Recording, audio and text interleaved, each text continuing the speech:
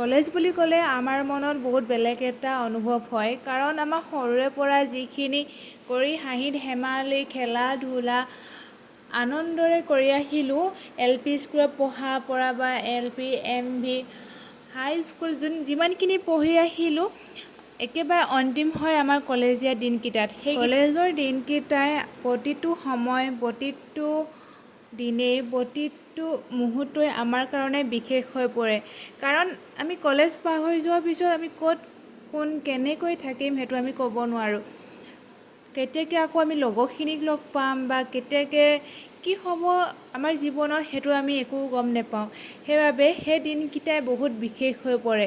কাহানিও পাহৰিব নোৱাৰি সেই দিনকেইটা। সৰুৰে পৰা আমি যিমানখিনি হাঁহি ধেমালি আনন্দ ফূৰ্তি ফাৰ্তা আমি কৰি আহিলোঁ, সেইকেইটা আমি কাহানিও ঘূৰাই নাপাওঁ।